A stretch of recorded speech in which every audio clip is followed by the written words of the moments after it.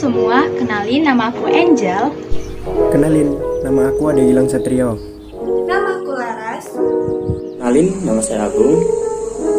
Kenalin, nama saya Imam Yukaseh Tahir. Kenalin, aku Akbar. Kami dari kelompok 6 mata kuliah pengantar teknik industri kelas C, program studi teknik industri Universitas Sumatera Utara Istanbul 2021. Dalam video ini, kami akan mengajak teman-teman untuk mengkaji bagaimana sih usaha bengkel las dari sisi sains, teknologi, dan engineering. Di antara teman-teman semua, pasti banyak kan yang menggunakan pagar besi di rumahnya. Tapi teman-teman pada tahu nggak sih siapa sebenarnya yang memproduksi pagar besi itu? Yap, benar sekali. Usaha yang memproduksi pagar besi adalah bengkel las. Bengkel las adalah suatu usaha yang menyediakan jasa pengelasan berbagai jenis logam. Bengkel las yang memproduksi pagar besi adalah bengkel las listrik, di mana sumber yang digunakan yaitu listrik yang didapat langsung dari PLN maupun diesel generator.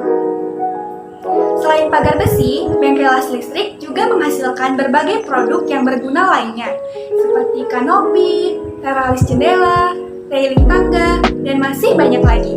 Sebagai seorang industrial, tentu kita harus dapat melihat bagaimana suatu objek dari sisi sains, teknologi, dan engineering-nya. Nah, gimana sih kita melihat usaha bengkel las ini? Yuk, langsung saja kita bahas. Usaha bengkel las listrik ini menghasilkan berbagai macam produk yang bermanfaat bagi kehidupan manusia. Nah, produk-produk itu semuanya diproduksi melalui olahan-olahan dari logam. Logam yang digunakan juga cukup variatif, yaitu ada logam ferro dan ada logam non-ferro. Nah, untuk logam ferro sendiri merupakan logam yang paling sering kita lihat dan paling sering digunakan dalam proses pengelasan. Kenapa? Karena logam ferro ini memiliki pengertian, yaitu logam yang memiliki kandungan biji besi di dalamnya. Logam ferro ini sendiri terbagi atas dua, yaitu ada besi tuak atau cast iron dan ada baja yang biasa disebut dengan steel. Nah, untuk jenis logam yang kedua yaitu logam non-ferro. Logam non-ferro ini merupakan kebalikan atau lawan dari logam ferro. Kenapa? Karena logam non-ferro ini tidak memiliki kandungan biji besi di dalamnya. Contoh-contohnya seperti nikel, tembaga, aluminium, zirconium, titanium, dan magnesium. Terkhusus untuk titanium, magnesium, dan zirconium biasanya melalui proses pengelasan yang cukup khusus. Kenapa? Karena logam-logam ini merupakan logam yang cukup reaktif. Nah, dari hal-hal tersebut, secara sainsnya dapat disimpulkan bahwa usaha bengkel las listrik ini memanfaatkan berbagai macam bahan-bahan yang berada di alam dan mungkin saja berada di sekitar kita. Jadi, bagaimana dari biji besi melalui proses pengolahan yang sedemikian rupa diubah menjadi seperti pagar, seperti kanopi, seperti kerangka, yang dimana fungsinya berbagai macam. Nah, bagaimana? Keren bukan? Seperti halnya pengelasan memiliki struktur metode ilmiah loh. Nah, dalam proses pengelasan tentu harus diikuti dengan pengukuran. Sebab hasil dari logam yang disambung harus sesuai dengan permintaan. Logam-logam tersebut juga dicek kandungannya, sebab beberapa logam dapat rusak jika dilas tanpa dicek kandungan logamnya. Selanjutnya, dalam proses pengelasan juga diperlukan untuk memperhatikan arus listrik yang digunakan. Arus listrik yang digunakan dapat mempengaruhi mesin las tersebut. Jadi, perhitungan arus listrik tentu penting dalam proses pengelasan. Nah, artinya, dalam usaha bengkel las tidak dapat dilakukan dengan ilmu yang kosong ya teman-teman. 2. Kajian secara teknologi. Dalam produksinya, bengkel las menggunakan berbagai macam peralatan yang membantu para pekerjanya mengubah logam besi yang utuh menjadi berbagai barang yang bermanfaat. Apa saja ya kira-kira peralatan yang digunakan? Yang pertama, topeng las. Topeng las adalah salah satu peralatan tukang las yang berbentuk seperti helm yang melindungi wajah dari cipratan las. 2. Apron. Peralatan tukang las selanjutnya yaitu apron. Apron ini adalah pelindung badan yang terbuat dari kulit hewan yang menutupi bagian depan badan dan juga tangan dari percikan las. Yang ketiga, sarung tangan las. Selanjutnya ada sarung tangan las. Untuk sarung tangan las ini fungsinya juga untuk melindungi kalian dari percikan api las, tapi hanya melindungi bagian tangan hingga pergelangan tangan kalian. Yang keempat, masker. Peralatan selanjutnya yaitu masker. Perlu kita ketahui ya, asap las yang dihasilkan dari pembakaran saat pengelasan sangat berbahaya loh bagi paru-paru kita. Yang kelima ada psikomagnet. Di mana fungsi dari psikomagnet ini sendiri adalah untuk membuat siku dengan menggunakan magnet. Siku yang dapat terbentuk dari psikomagnet ini adalah 180 derajat, 135 derajat, 90 derajat, dan dan 45 derajat. Dan yang keenam ada palu dan strike kerak. Nah, di mana palu ini berfungsi untuk menghilangkan kerak pada hasil lasan, dan strike kerak ini berfungsi untuk menghaluskan hasil lasan. Dan yang ketujuh ada genset yang merupakan sumber daya listrik. Yang ke-8 ada tang panas yang berfungsi untuk menjepit dan mengangkat benda panas yang baru saja dilas.